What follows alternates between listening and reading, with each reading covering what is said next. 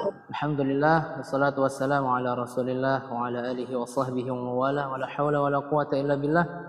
Allahumma 'allimna ma yanfa'una wanfa'na bima 'allamtana. Allahumma inna nas'aluka 'ilman nafi'an wa rizqan thayyiban wa 'amalan mutaqabbalan. Baik, alhamdulillah kita diberikan kenikmatan oleh Allah Subhanahu wa taala di sore hari ini di Ramadan yang keberapa? Malam keberapa? Nanti malam ini ke-15 atau 16? 16. Masya Allah. Semoga Allah Subhanahu wa taala memberikan keridhaan, taufik kepada kita semua, dan Allah bebaskan kita di malam-malam Ramadan ini.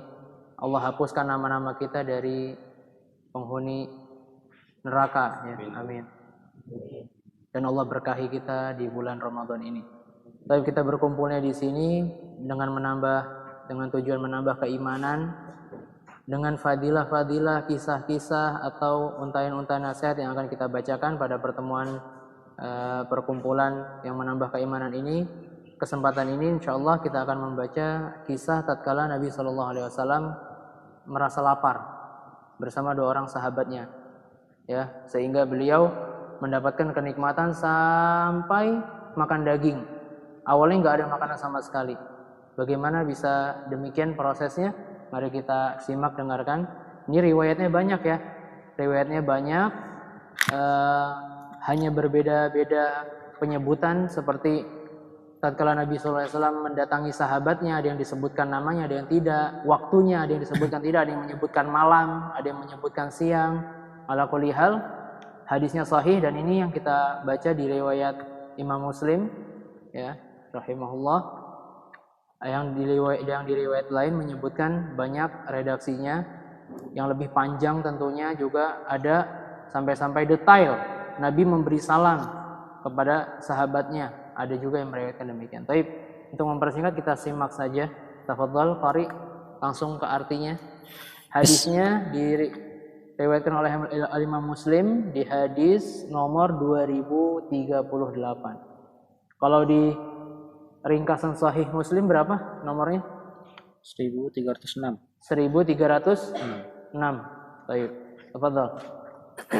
Bismillahirrahmanirrahim. Bersumber dari Abu Hurairah radhiyallahu anhu. Dia berkata, pada suatu hari atau suatu malam Rasulullah sallallahu alaihi wasallam keluar. Ini disebutkan waktunya, ya, malam. Ada yang tidak menyebutkan waktunya, ada juga yang mengatakan siang. Tapi wallahu alam yang ini lebih dekat, ya, malam. Jadi memang waktu-waktu ini Nabi SAW jarang keluar. Kok tiba-tiba Nabi keluar dari rumahnya? Coba kita simak. Tiba-tiba beliau bertemu dengan Abu Bakar dan Umar radhiyallahu anhuma. Pada suatu hari atau suatu malam Rasulullah sallallahu alaihi wasallam keluar. Tiba-tiba beliau bertemu dengan Abu Bakar dan Umar radhiyallahu anhuma. Lalu beliau bertanya, apa yang menyebabkan kamu berdua keluar dari rumah sekarang? Mereka berdua menjawab, karena lapar ya Rasulullah. Rasulullah Shallallahu Alaihi Wasallam bersabda, demi zat yang jiwaku berada dalam genggamannya, saya pun keluar karena lapar seperti kalian. Marilah kita pergi. Maka mereka pergi bersama Rasulullah Shallallahu Alaihi Wasallam. Beliau mendatangi seorang sahabat Ansor. Ternyata sahabat yang ditunjuk tengah tidak ada di rumah. Ternyata sahabat yang dituju tengah tidak ada di rumah. Tatkala istri sahabat tersebut melihat Rasulullah Shallallahu Alaihi Wasallam, ia mengucapkan, selamat datang dan silahkan ya Rasulullah. Nah, ini dalam riwayat yang lain, Nabi Shallallahu Alaihi Wasallam dan Abu Bakar berserta Umar sampai mengucapkan 3 kali salam. Nah, karena dalam kita di Islam diajarkan bertamu ketika 3 kali salam sudah diucap, maka kalau nggak ada jawaban maka ya arji', ya suruh kembali, suruh pulang. Tapi ini ada kekhususan, ya dijelaskan dalam hadis, ada kekhususan. Ini yang memberi salam Nabi SAW. Jadi dikatakan Nabi SAW ingin memberikan kebaikan lebih. Ini yang salam kan Nabi. Ya, jadi Nabi salam lagi, balik dulu, kemudian salam lagi. Assalamualaikum, salam, baru keluar. Ya, baru keluar istri beliau, ya, pemilik rumah. Naam. Lalu Rasulullah Shallallahu Alaihi Wasallam bertanya kepadanya, di mana suamimu? Istri sahabat tersebut menjawab, suami saya sedang pergi mengambil air untuk kami. Nah, ini kalau bahasa Indonesia seperti ini. Tapi kalau bahasa Arab sopan banget. Ini lafadznya ini, aina sahibuki? Yang mana temanmu, pendampingmu? Yang maksudnya suaminya. Ya. Ini kalau bahasa Arab, Masya Allah ya, sopan banget uslubnya ya. Sopan sekali. Langsung lanjut. Tiba-tiba sahabat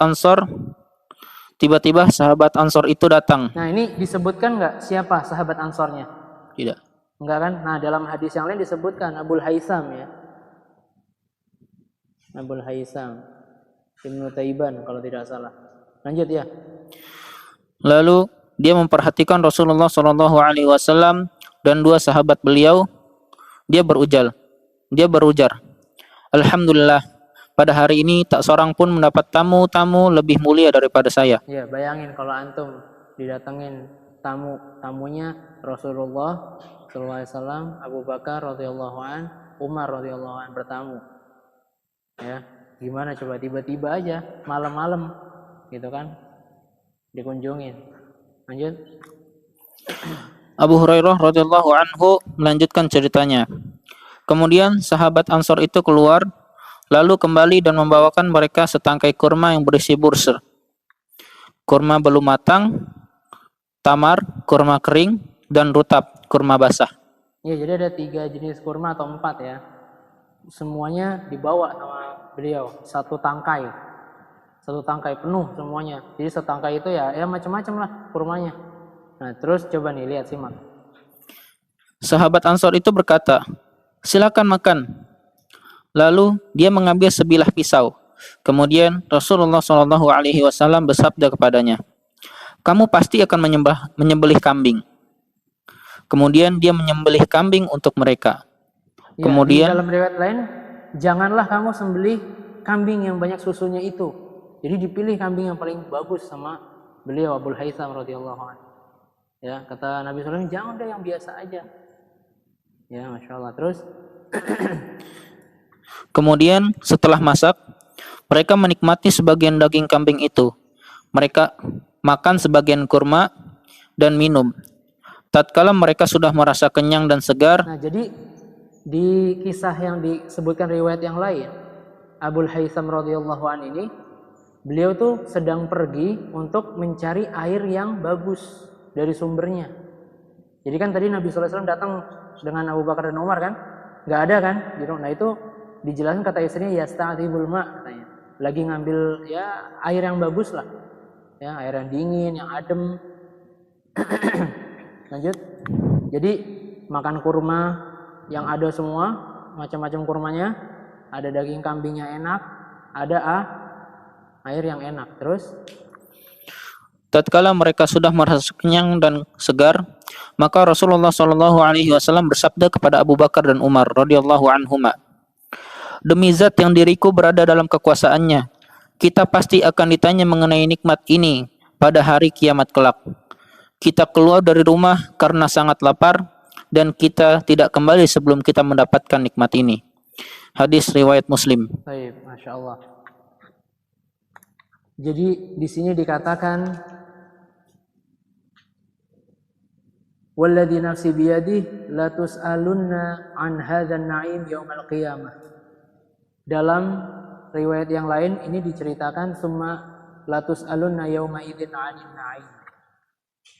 Jadi lihat bagaimana Nabi SAW cuma makan kurma, air, kemudian ada sedikit daging.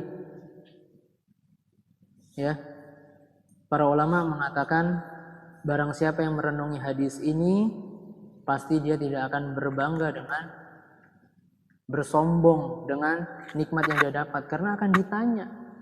Ya kalau sekarang orang cuma dapat makan yang beda, ya makan di kafe, makan di mana, beda nih makanannya nih, gak ada nih, jarang ditemuin misalnya, atau sering ditemuin tapi ya itu lagi makan enak lah, di foto sama dia, cekrek apa menunya disebutin, di upload di status. Kalau orang merenungi hadis ini itu lagi ngapain? Apa sikap itu lagi ngapain? Dia lagi upload nanti ditanya sama Allah tentang nikmat itu atau bagaimana? Nah, seperti itu. Kalau kita merenungkan hadis ini. Orang yang bangga dengan nikmat yang dia dapatkan. Ya. Jadi nikmat tersebut akan ditanya. Seseorang punya HP 1, itu ditanya sama Allah. Punya 1 lagi HP, ditanya. Ya. Jadi buat apa berbangga dengan nikmat?